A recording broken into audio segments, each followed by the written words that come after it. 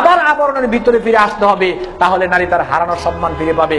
নারীকে একটা কথা বলে যে আল্লাহ রাসূল সাল্লাল্লাহু আলাইহি সাল্লাম মুসলিম শরীফের মধ্যে বলেছেন, সিনফান মিন আহলিন নার লাম আরাহুমা কওমুন, দুই দল লোক জাহান্নামী, এর মধ্যে একটা হচ্ছে ওয়া নিসাউন কাসিয়াতুন আরিয়াতুন মাইলাতুন মুমিলাতুন কাসনিমাতিল বুখতিল মাইলা লা ইয়াদখুলুল জান্নাহ।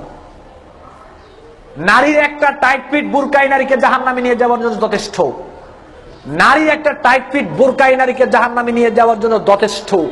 নারীর একটা পাখি জামাই নারীকে জাহান্নামে নিয়ে যাওয়ার জন্য যথেষ্ট।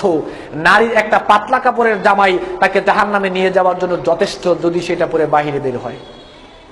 আল্লাহ রাসূল বলেছেন, ওই দল জাহান্নামী যেই নারী কাপড় পরার পরেও শরীরের অবয়ব বোঝা যায়, যেই নারী কাপড় পরার পরেও শরীরের ভিতর অংশ দেখা যায়, ওই নারীর চুল উঁচু কুচু থাকে, আল্লাহ রাসূল বলেছেন ওই নারী জান্নাতে যাবে না। ওয়ালা ইয়াজিদনা রিহাহা ওয়া ইন্না রিহাহা লা ইউজাদু মিন মাসিরাতিন কাযা ওয়া কাযা।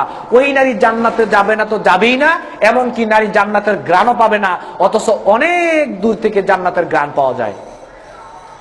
শুধু নারী এতটুকু কথা বলি, সালাত, সিয়াম, যাকাত এই সমস্ত ইবাদত না করলে আপনি নিজে ক্ষতিগ্রস্ত হবেন, কিন্তু আপনি এবং আপনার মেয়ে পর্দা না করলে আপনাদের দ্বারা গোটা জাতি ক্ষতিগ্রস্ত হবে।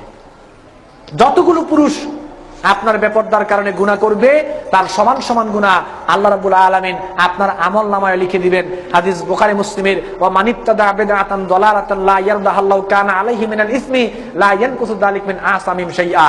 যে ব্যক্তি কাউকে কোনো পাপ কাজের দিকে ডাকে, অন্যায় কাজের দিকে ডাকে, গোমরাহির কাজের দিকে ডাকে, তার জন্য ততটুকু গুনাহ, ওই ব্যক্তি গুনাহের কাজ করে যতটুকু গুনাহ পাইলো, সে শুধু তাকে ডাকার কারণে তার সমান সমান গুনাহ তার আমলনামায় লিখে দেওয়া হলো। সুতরাং নারীদেরকে বিশেষভাবে অনুরোধ করছি, আসুন আমরা সবাই আবার পর্দার আবরণে ফিরে আসি।